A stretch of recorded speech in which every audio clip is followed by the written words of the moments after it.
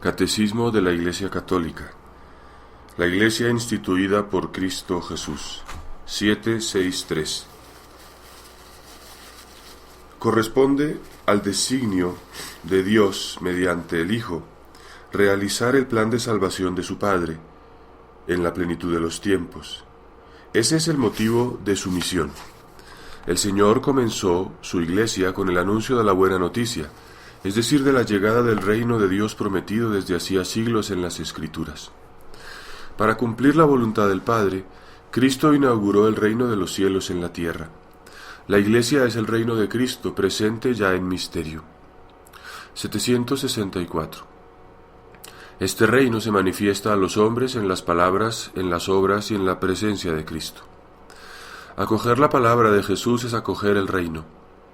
El germen y el comienzo del reino son el pequeño rebaño, de los que Jesús ha venido a convocar en torno suyo, y de los que él mismo es el pastor.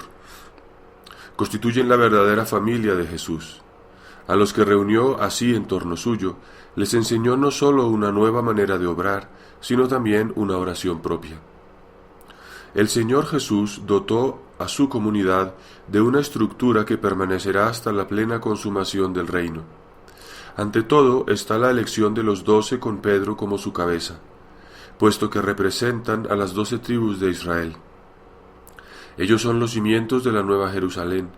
Los 12 y los otros discípulos participan en la misión de Cristo, en su poder y también en su suerte. Con todos estos actos, Cristo prepara y edifica su Iglesia. 766. Pero la Iglesia ha nacido principalmente del don total de Cristo por nuestra salvación, anticipado en la institución de la Eucaristía y realizado en la cruz. El agua y la sangre que brotan del costado abierto de Jesús, crucificado, son signo de este comienzo y crecimiento. Pues del costado de Cristo dormido en la cruz nació el sacramento admirable de toda la Iglesia.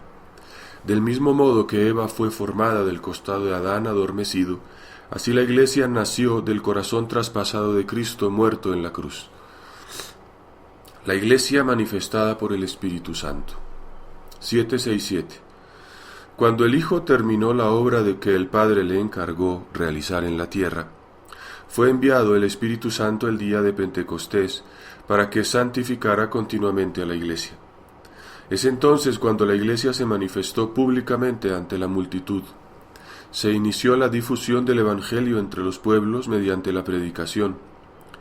Como ella es convocatoria de salvación para todos los hombres, la Iglesia es por su misma naturaleza misionera enviada por Cristo a todas las naciones, para hacer de ellas discípulos suyos. 768.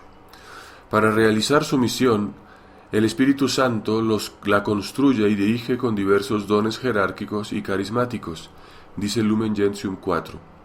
La Iglesia, enriquecida con los dones de su fundador y guardando fielmente sus mandamientos del amor, la humildad y la renuncia, recibe la misión de anunciar y establecer en todos los pueblos el reino de Cristo y de Dios. Ella constituye el germen y el comienzo de este reino en la tierra. Lumen Gentium 5. La Iglesia consumada en la gloria. 769. La Iglesia sólo llegará a su perfección en la gloria del cielo, cuando Cristo vuelva glorioso. Hasta ese día la Iglesia avanza en su peregrinación a través de las persecuciones del mundo y de los consuelos de Dios. Aquí abajo ella se sabe en exilio, lejos del Señor, y aspira al advenimiento pleno del reino, y espera y desea con todas sus fuerzas reunirse con su Rey en la gloria. La consumación de la Iglesia en la gloria, a través de ella la del mundo, no sucederá sin grandes pruebas. Solamente entonces todos los justos desde Adán, desde el justo Abel hasta el último de los elegidos, se reunirán con el Padre en la Iglesia universal. Tercero, el misterio de la Iglesia. La Iglesia está en la historia, pero al mismo tiempo la trasciende. Solamente con los ojos de la fe se puede ver al mismo tiempo esta realidad visible con una realidad espiritual, portadora de vida divina. La Iglesia a la vez visible y espiritual. Cristo, el único mediador, estableció en este mundo su Iglesia santa, comunidad de fe, esperanza y amor, como una organización visible, la mantiene aún sin cesar para comunicar por medio de ella a todos la verdad y la gracia. La Iglesia es a la vez una sociedad dotada de órganos jerárquicos y el cuerpo místico de Cristo, el grupo visible y la comunidad espiritual, la Iglesia de la tierra y la Iglesia llena de bienes del cielo. Estas dimensiones juntas constituyen una realidad compleja en la que están unidos el elemento divino y el humano. Es propio de la Iglesia ser a la vez humana y divina, visible y dotada de elementos invisibles, entregada a la acción y dada a la contemplación, presente en el mundo y sin embargo peregrina, de modo que en ella lo humano esté ordenado y subordinado a lo divino, lo visible a lo invisible, la acción a la contemplación y lo presente a la ciudad futura que buscamos. ¡Qué humildad y qué sublimidad! Es la tienda de Kadar y el santuario de Dios, una tienda terrena y un palacio celestial, una casa modestísima y una aula regia, un cuerpo mortal y un templo luminoso, la despreciada por los soberbios y la esposa de Cristo.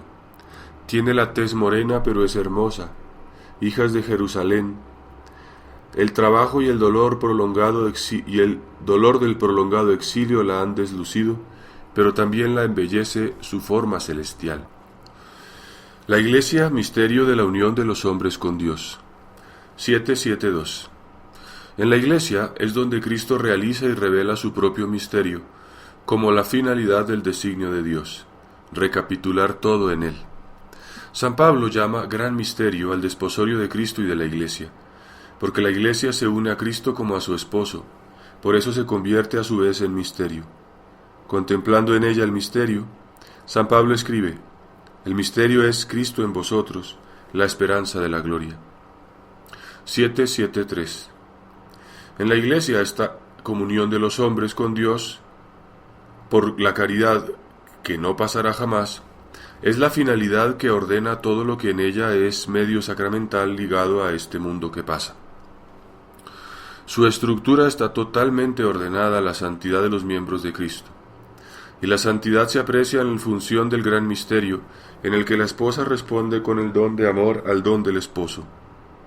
María nos precede a todos en la santidad, que es el misterio de la Iglesia, como la esposa sin tacha ni arruga. Por eso la dimensión mariana de la Iglesia precede a su dimensión petrina.